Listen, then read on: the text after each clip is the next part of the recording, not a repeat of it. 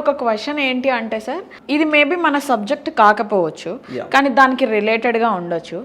ఒక normal middle class అబ్బాయి ఉన్నాడు. సో తనకి మ్యారేజ్ ఏజ్ వచ్చింది, బట్ తను సంపాదిస్తుంది మాత్రం జస్ట్ ఒక ప్యాకేజ్ 8 to 10 lakhs మాత్రమే ఉంది అని అనుకుందాం. సో అమ్మాయి పేరెంట్స్ వచ్చేసి నాకు 40 లక్షల ప్యాకేజ్ ఉన్నోడు కావాలి, 50 లక్షల ప్యాకేజ్ ఉన్నోడు కావాలి అని ఎక్స్పెక్టేషన్స్ ఉంటున్నాయి. నేను కాదు అనను, ఇది ఎవరిని ఉద్దేశించి నేను చెప్పట్లేదు. జస్ట్ రియల్గా మాట్లాడుకోవాలి అన్నది, నేను సార్ దగ్గర నుంచి ఆన్సర్ తీసుకోవాలన్నది మాత్రమే నేను మాట్లాడుతున్నాను. సో అబ్బాయి పెళ్ళి కావట్లేదు అనే ఒక టెన్షన్ ఉంటుంది, నాకు ప్యాకేజ్ తక్కువ ఉంది అని ఒక టెన్షన్ ఉంటుంది. ఈ ప్యాకేజ్తో బ్యాంక్స్ లోన్ ఇస్తాయా? కొన్ని బ్యాంక్స్ ఇస్తాయేమో, బట్ వాడికేమో నేను ఇల్లు కొనాలి, పేరెంట్స్ని చూసుకోవాలి, ఫ్యామిలీని చూసుకోవాలని ఉంటుంది. వాడి ఎక్స్పెక్టేషన్స్ అన్నీ మంచి అమ్మాయి రావాలి అంటే కోట్లలో ఇల్లులు ఉండాలి అని అనుకుంటారు. జనరల్గా ఈ సైకాలజీ అనేది ఇట్లా నడుస్తుంది సార్. ఇప్పుడు వాడు 8 to 10 lakhs ఉన్న ప్యాకేజ్ వాడి గురించే మాట్లాడుకుందాం. ఒక ప్లాట్ కానివ్వండి, ఫ్లాట్ కానివ్వండి తీసుకోవాలి అని అంటే మినిమం 50 to 60 lakhs నుంచి స్టార్టింగ్ ప్రైస్ ఉంది. అక్కడ ఫ్లాట్ తీసుకోవడానికి వెళ్తే మాత్రం 2 BHK స్టార్టింగ్ ఫ్రమ్ 2.5 CR అన్నట్లుంది. వాడు ఎలా మేనేజ్ చేయాలి సార్? అప్పుడు సొసైటీని ఎలా మేనేజ్ చేయాలి, తన ప్యాకేజ్ని మేనేజ్ చేసుకుంటూ ఇల్లుని ఎలా తీసుకోవాలి, అది పెళ్లి దాకా ఎలా తీసుకెళ్ళాలి? ఓకే, మంచి క్వశ్చన్ అడిగారండి. ఇది చాలా అవసరం యాక్చువల్లీ యువతకి. ఎందుకంటే ఎవరైతే కెరియర్ వాళ్ళు స్టార్ట్ చేస్తున్నారో, కెరియర్ స్టార్ట్ చేసినప్పుడు వాళ్ళకి కొంచెం మీరు అన్నట్టు 8 lakhs 10 lakhs ప్యాకేజ్ తో స్టార్ట్ చేస్తారు ఐటీలో అయితే. సో వాళ్ళకి ఏముంటదంటే ఎంతసేపు మీరు అన్నట్టుగా పెళ్లి చేసుకోవాలి, నెక్స్ట్ అదే చదివిన తర్వాత జాబ్ అయిన తర్వాత నెక్స్ట్ ఏంటంటే పెళ్లి. పెళ్లికి బిఫోర్ ఏముంటాయంటే ఓకే మీరు అన్నట్టుగా అసెట్స్ చూడడం, వాళ్ళ ఇన్కమ్ చూడడం, ఇవన్నీ జరుగుతున్నాయి. అంటే జనరల్ గా ఇండియన్ సైకాలజీ సార్ అది.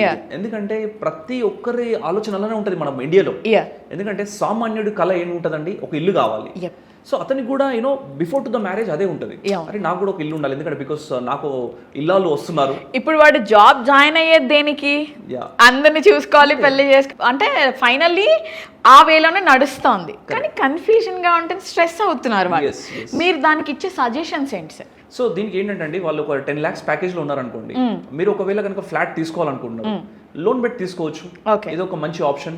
ఎందుకనంటే మీరు ఇప్పుడు యంగ్ ఏజ్ లో ఉన్నారు, లెట్స్ సే మీ ఏజ్ వచ్చేసి ఒక 26-27 years లో ఉన్నారు, మీకు లెట్స్ సే ఒక 10 lakhs ప్యాకేజ్ ఉంది, మీరు ఒక 15 years టెన్యూర్ కనుక పెట్టుకున్నారు అనుకోండి, 15 years తర్వాత ఏమవుతుంది, మీకు ప్రాపర్టీ ఒకటి మిగిలిపోతుంది. ఇలా పాజిటివ్ ఆలోచించాలి. Okay, and at the same time మీకు రెంట్ ఉండదు, మీరు ఫ్లాట్ లో ఉంటున్నారు, ఇప్పుడు రెడీ టు మూవ్ తీసుకున్నారు, మ్యారేజ్ అయిపోయింది, మీరు అదే ఫ్లాట్ లో ఉంటున్నారు, 15 years తర్వాత ఫ్లాట్ మీకు ఓన్ అయిపోతుంది కదా. సో మీకు ఒక అసెట్ మిగిలిపోయింది. ఆ 15 years తర్వాత మీరు మళ్ళీ మీ సెకండ్ ఇన్వెస్ట్మెంట్ కూడా చేయొచ్చు. ఇది ఒకటి ఉంటుంది. అండ్ కొంతమంది ఈ మధ్య కాలంలో ఏమవుతుందంటే ఫ్లాట్స్ చాలా ఎక్స్పెన్సివ్ ఉన్నాయి అని చెప్పి ఏం చేస్తున్నారంటే ఓపెన్ ప్లాట్స్ వైపు వస్తున్నారు. ఓకే, సో నాకు ఏదో ఒకటి ఉంటే ఈ రోజు లెట్స్ సే నాకు మ్యారేజ్ అయిన తర్వాత ఒక 5-6 years తర్వాత నాకు మంచి డెవలప్మెంట్ వస్తే నేను ఒక ఇల్లు కట్టుకోవచ్చు నా సొంత భూమిలో అనే ఆలోచనలో చాలా మంది ఈ మధ్య కాలంలో ఉన్నారు. అండ్ పర్టికులర్ గా ఈ మధ్య కాలంలో యువత అందరూ ఎటువైపు చూస్తున్నారంటే ఫార్మ్ ల్యాండ్స్ వైపు చూస్తున్నారు. ఓ ఫార్మ్ హౌస్ లాంటిది ఉండాలి నాకు అనే ఆలోచనకి చాలా మంది వచ్చేస్తారు. మీరు బేసికల్గా మార్కెట్ని అబ్జర్వ్ చేయండి. ఒక యంగ్స్టర్స్ దగ్గరికి వెళ్ళేసి మీ రియల్ ఎస్టేట్ పైన మీ ఆలోచన చెప్పండి అంటే ఫస్ట్ ఇమీడియట్గా ఏం చెప్తారంటే, సార్ రియల్ ఎస్టేట్ అద్భుతంగా ఉంది కానీ నేను ఒక ఫార్మ్ హౌస్ కట్టుకోవాలనుకుంటున్నాను, నాకు ఫార్మ్ హౌస్ అంటే చాలా ఇష్టం అనే కాన్సెప్ట్స్కి వచ్చారు చాలా మంది. సో అంటే ప్రతి ఒక్కరు ఈ ఫ్లాట్స్ కంటే ఎక్కువ ఇంట్రెస్ట్ చూపించేది భూమి పైన చూపిస్తా ఉన్నారు. ఎందుకంటే భూమి ఎప్పుడు కూడా పెరుగుతూ ఉంటుంది. మీరు ఫ్లాట్ ని ఇమీడియట్ గా లిక్విడేట్ చేసుకోవాలనుకుంటే మీరు ఫ్లాట్ లో ఇన్వెస్ట్మెంట్ చేయండి, రెడీ ఫర్ లివింగ్ అయితే ఫ్లాట్ లో ఇన్వెస్ట్మెంట్ చేయండి. But if you want to see good returns, good amount అప్పుడు మీకు ఏది కావాలి, ప్లాటే కావాలి. అవును, ప్లాటే తీసుకోవాలి. ఓకే, సో ప్లీజ్ మీరు అబ్బాయిలని టెన్షన్ పెట్టకండి, వాడు తీసుకుంటాడు. సార్ ఇంకొక క్వశ్చన్ ఏంటి అని అంటే, ఇప్పుడు పాత పడిపోయిన ఇల్లులు ఉంటాయి సార్, అంటే అవి మరీ కూలిపోయిన స్టేజ్లో అని కాదు. ఇప్పుడు నేను ఒక అపార్ట్మెంట్ తీసుకున్నాను 10 years బ్యాక్, ఒక 50 lakhs పెట్టి తీసుకున్నాను. నేనేమనుకుంటా అంటే ఫ్యూచర్లో పెరుగుతుంది అని అనుకున్నాను. సరే పెరిగింది, 70 lakhs వరకు వచ్చింది. బట్ ఇప్పుడు అదేంటి అంటే చాలా పాత పడిపోయిన స్టేజ్లో ఉంది సార్. సో ఆ టైంలో నేను సేల్ చేయాలి అని అనుకున్నాను. అప్పుడు ఇంటికి డిమాండ్ ఉంటుందా, మెయిన్ ఏరియాలో ఉన్న ఆ ల్యాండ్కి డిమాండ్ ఉంటుందా? ఇల్లుకి ఎప్పుడు డిమాండ్ ఉండదండి, ల్యాండ్కే డిమాండ్ ఉంటుంది. ఓకే. సో ఒక్కసారి కనుక ఒక 15 years ఇల్లు గడిచిపోయిందంటే ల్యాండ్కే పెరుగుతుంది కానీ బిల్డింగ్ కి పెరగదండి. బిల్డింగ్ ఎప్పుడు డిప్రిషియేట్ అవుతా ఉంటుంది. ఎందుకంటే ఆల్రెడీ కట్టేశారు అది. ఓకే. సో ఫర్ ఎగ్జాంపుల్ ఒక ఏరియా తీసుకుందాం, ఇప్పుడు మియాపూర్ క్రాస్ రోడ్స్ తీసుకుంటామండి. ఆ Miyapur cross road surroundings in and around ఒక 2 kilometers కనుక తీసుకుంటే అవన్నీ ఒకప్పుడు కట్టిన ఇల్లు, ఇప్పుడు కూడా కొంతమంది కడతా ఉన్నారు. సరే మనం ఒకప్పుడు కట్టిన దాని గురించి మాట్లాడదాం. సో ఒకప్పుడు అంటే ఒక 10 years బ్యాక్ కట్టిన ఇల్లుకి ఆ ల్యాండ్ ఇల్లు రెండు కలిసినప్పుడు అతనికి వస్తాయి, ఓనర్కి వస్తాయి అనమాట. ఓకే. నాకు ఇంకొక డౌట్ కూడా ఉంది సార్. ఇప్పుడు ఈ టాపిక్ ని కంటిన్యూ చేస్తే ఇల్లు తీసుకోవడానికి వస్తారు, అదేంటి మేడం అది ఓల్డ్ అయిపోయింది, మీరు 70 lakhs చెప్తున్నారు, నేను ఒక 35 to 40 ఇస్తాను అని చెప్తే నేను సేల్ చేసేస్తాను, నాకు కావాలి కాబట్టి నేను సేల్ చేసేస్తాను. వాడు తర్వాత ఏం చేశాడంటే ఆ ఇల్లుని కూలగొట్టేసి ల్యాండ్ని సేల్ చేయాలని అనుకుంటే మళ్ళీ అది 30 నుంచి 70కి వస్తుందా? 30 lakhs కి నేను సేల్ చేశాను కదా, అక్కడ ఓన్లీ ఇప్పుడు మీరు చెప్పిన ప్రకారం మాట్లాడుకుంటే అక్కడ ఓన్లీ ల్యాండే ఉంది. ఇప్పుడు ఇల్లుని కూల్ చేశాం కాబట్టి ల్యాండే ఉంది. అది వెంటనే 30 నుంచి మళ్ళీ 70కి వస్తుందా తను సేల్ చేసుకునేటప్పుడు? వస్తుంది, ఎందుకు రాదండి. ఇప్పుడు ల్యాండ్ కి వాల్యూ అలా ఉంది కదా. ఓకే. మియాపూర్ మాట్లాడుకుంటే మియాపూర్ లో ₹1,00,000 గజం ఉందండి. ఓహో. సో మరి ₹1,00,000 కంటూ 100 గజాలు వేసుకుంటే మీకు ₹1,00,00,000 అయిపోయింది అక్కడే. అప్పుడు నేను అమ్మేటప్పుడు మాత్రం తక్కువకి అమ్మాల్సి వచ్చింది బికాస్ ఆఫ్ ఆ ఇల్లు ఉంది కాబట్టి. ఈవెన్ ఇప్పుడు ఆ ఇల్లు కూడా నేను కూల్ చేసి ల్యాండ్ ఒక్కదాన్ని అమ్మేస్తే 70కి 90 వచ్చేది అప్పుడు నాకు. అవును వస్తుంది. ఇప్పుడు ఇల్లు కూల్చారు అనుకోండి, ఇప్పుడు ఎవరైతే నేను కొన్నాను మీ ఇల్లుని మీరు కూల్ చేసి నాకు అమ్మారు అనుకుందాం ఎగ్జాంపుల్, ఓకే, నాకే బెనిఫిట్ కదండి. ఇంకా కూల్చే ఖర్చు కూడా తగ్గింది కదా నాకు. ఓకే. నాకు ల్యాండ్ రేట్ పెరిగిపోయింది, అట్ ద సేమ్ టైం కూల్చే రేట్ తగ్గింది, నా రిక్వైర్మెంట్ ప్రకారంగా నేను కట్టుకుంటాను అప్పుడు. ఓకే. అక్కడ ల్యాండ్ కూడా ఎక్కువ ప్రైస్ వచ్చేసింది. చాలా అయిపోతుంది. ఓకే. సో గైస్ మీరు ఈ మిస్టేక్ చేయకండి. సో నెక్స్ట్ ఏంటి అంటే సార్, ఈ రియల్ ఎస్టేట్ని ఎన్ని ఫేజెస్గా డివైడ్ చేశారు? సో రియల్ ఎస్టేట్ని 4 phases డివైడ్ చేశారండి. ఓకే. ఒకటి వచ్చేసి ఏమంటే మనకి హైపర్ సప్లై అంటారు. ఈ హైపర్ సప్లై ఏంటంటే చాలా ఎక్కువగా కన్స్ట్రక్షన్స్, విల్లాస్ కట్టడము, అపార్ట్మెంట్స్ కట్టడము ఎక్కువైపోయింది. అయిపోయిన తర్వాత కొనే వాళ్ళు తగ్గిపోయారు. అప్పుడు ఏమైందంటే కన్స్ట్రక్షన్ నుంచి సప్లై ఎక్కువ ఉంది, కొనే వాళ్ళు తగ్గిపోయారు. ఓకే. సో అప్పుడంటే డిమాండ్ లేదనమాట, దాన్ని అంటారు హైపర్ సప్లై. ఓకే. ఇంకోటి ఏంటంటే డిమాండ్ ఒకటి ఉంటుంది. అంటే ఇప్పుడు కట్టే వాళ్ళు తక్కువ మంది ఉన్నారు, కొనే వాళ్ళు ఎక్కువ మంది ఉన్నారు, దీన్ని అంటారు డిమాండ్ అంటారు. అవును. సో తర్వాత ఇంకొకటి రెసిషన్ ఉంటుంది. రెసిషన్ అనేది ఏంటి, ఇప్పుడు కట్టే వాళ్ళు ఉన్నారు, కొనే వాళ్ళు ఉన్నారు, కానీ మార్కెట్ బాగాలేదు అంటే సో రెసిషన్ వచ్చేసింది అని అంటారు. అంటే అప్పుడు ఏమవుతుంది, మన ఇన్ఫ్లేషన్ పెరిగింది యాక్చువల్గా, అంటే ఖర్చులు పెరిగిపోయాయి, డబ్బులు లేవు కొనే వాళ్ళ దగ్గర, మరి ఎలా, దాన్ని అంటారు recession. Okay. Okay. So sir real ఎస్టేట్లో మీరు అన్నట్టు నెగిటివ్ పాజిటివ్ అందరూ కొన్నిసార్లు కాయిన్కి 1 side చూస్తారు.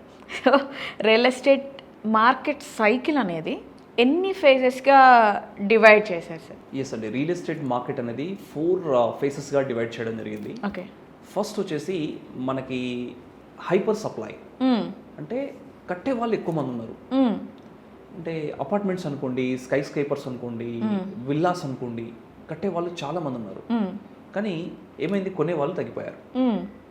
దీన్ని అంటారు హైపర్ సప్లై. తర్వాత నెక్స్ట్ వచ్చేసి రెసిషన్ ఉంటుంది. అంటే సప్లై ఎక్కువైపోయింది కానీ డిమాండ్ తగ్గింది. ఎందుకనంటే డబ్బులు లేవు, జాబులు పోవడం, లే ఆఫ్స్, ఇవన్నీ కూడా రెసిషన్ కి కారణం అనమాట. ఎంప్లాయ్మెంట్ లేదు. సో అప్పుడు ఏమవుతుంది, కొంటారా? ఇప్పుడు మీ దగ్గర ఇన్కమ్ లేదు, మీరు ఒకటి కొనగలుగుతారా? లేదు. సో దాన్ని అంటారు రెసిషన్ ఫేస్ అనమాట. అండ్ ఇంకొకటి వచ్చేసి రికవరీ ఫేస్. ఈ రికవరీ ఫేస్లో ఏమవుతుందంటే మనకి రెండు కూడా, అంటే ఇటు సప్లై అండ్ డిమాండ్ అనేది ఈక్విలిబ్రియం అవుతుంది, అంటే సమానం అయిపోతుంది అనమాట. ఓకే. అంటే ఇప్పుడు రేటు కూడా అంతేగా ఉంటుంది, సప్లై కూడా అంతేగా ఉంటుంది. సో దీని అంటారు రికవరీ ఫేస్. ప్రతి ఒక్క ప్రోడక్ట్ కండి ఏదైనా అంతే, ఇప్పుడు ఫస్ట్ ఇంట్రడక్టరీ ఫేస్లో చాలా దానికి ఎక్కువ డిమాండ్ ఉంటుంది, కానీ కొంతకాలం తర్వాత ఆ ప్రోడక్ట్ ఏదైనా సరే పడిపోవాల్సిందే. సో ఇంతే రియల్ ఎస్టేట్లో కూడా రికవరీ వస్తుంది, ఒకప్పుడు వచ్చిన తర్వాత సేమ్ అవుతుంది, అప్పుడు ఈక్విలిబ్రియం అవుతుంది అనమాట, ఈక్వల్ అయిపోతుంది అంట. సో ఇదొకటి. సో 4th phase వచ్చేసండి ఎక్స్పాన్షన్ ఫేస్. ఈ ఎక్స్పాన్షన్ ఫేస్ ఏంటంటే, ఎక్స్పాన్షన్ ఫేస్లో జనరల్గా జనాలు పెరిగిపోతూ ఉంటారు, తర్వాత రిక్వైర్మెంట్స్ పెరిగిపోతూ ఉంటాయి. అప్పుడు ఏమైతుంది, ల్యాండ్ పెరుగుతూ ఉంటుంది. I mean to say land కాదు, జనాలు పెరిగినప్పుడు ఈ అపార్ట్మెంట్స్, విల్లాస్ అన్ని పెరిగిపోతూ ఉంటాయి. ఎందుకు కడతా ఉంటారు, సిటీ ఎక్స్పాండ్ అవుతూ అంటారు, దీన్ని అంటారు ఎక్స్పాన్షన్. సో అప్పుడు ప్రైసెస్ కూడా అంతేగా ఇంక్రీజ్ అవుతూ ఉంటాయి, ఎందుకంటే ఎక్స్పాండ్ అవుతుంది కదా సిటీ. ఎక్స్పాండ్ అయిన కొద్దీ జనాలు సిటీలో ఉన్న వాళ్ళు కూడా బయటకు వచ్చి పెడతారు, ఓకే ఎన్ఆర్ఐస్ వచ్చి పెడతా ఉంటారు, నార్త్ లో ఉన్న వాళ్ళు పెడతా ఉంటారు.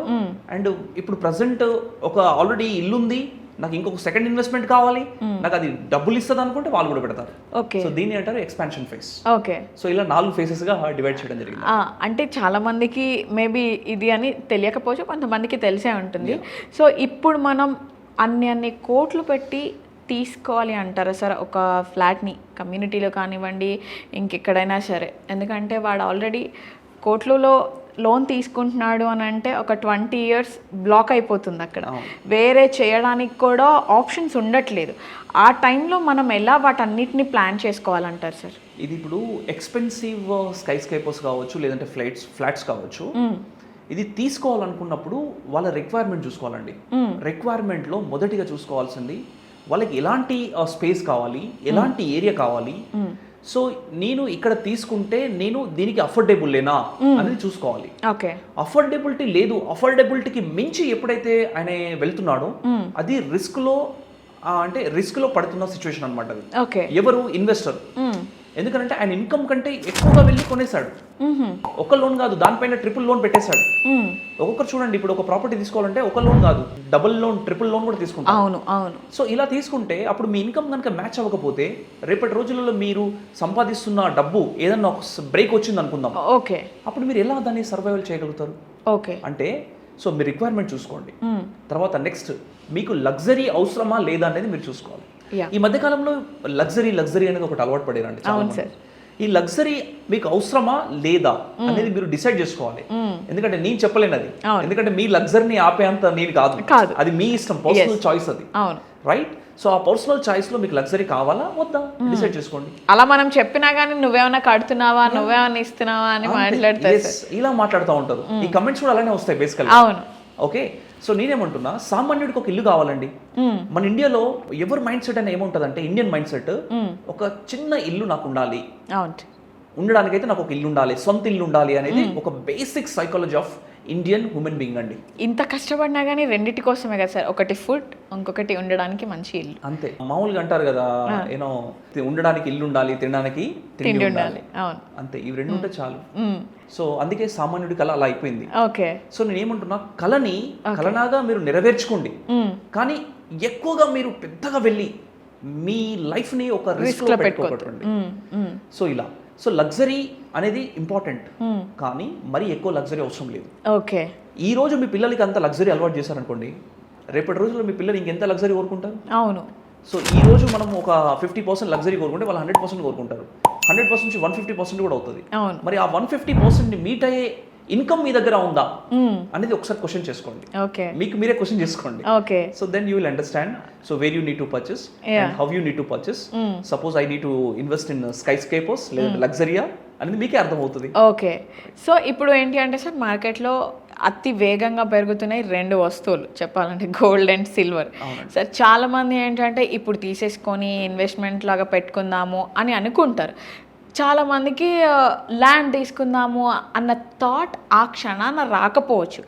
మీరు సెలెక్ట్ చేసుకోవాలి అని అంటే ఈ రెండిట్లో దేన్ని సెలెక్ట్ చేసుకుంటారు? వై? గోల్డ్ అండి. గోల్డ్ ఎందుకనంటే, గోల్డ్ అనేది జనరల్గా ఒక ఆభరణం, అంటే ఆర్నమెంట్స్ ఎంతవరకు కావాలో అంతవరకే కొనుక్కుంటారు ఎవరైనా, అంతకంటే మించి కొనలేరు. ఓకే. భూమి అనేది ఆర్నమెంట్ లాగా కాదు, ఇది ఒక ఇన్వెస్ట్మెంట్, ఇది బిగ్గెస్ట్ ఇన్వెస్ట్మెంట్. మీరు ఈ ప్రపంచంలో అన్నిటికంటే వేగంగా పెరిగేది ఏదైనా ఉంది అని ఒకసారి మీరు గూగుల్లో టైప్ చేయండి, లేదంటే చాట్ జీపీటీని అడగండి. మీరు మీకు ఏమి ఇస్తుంది తెలుసు ఆన్సర్? రియల్ ఎస్టేట్ అనే ఇస్తుంది.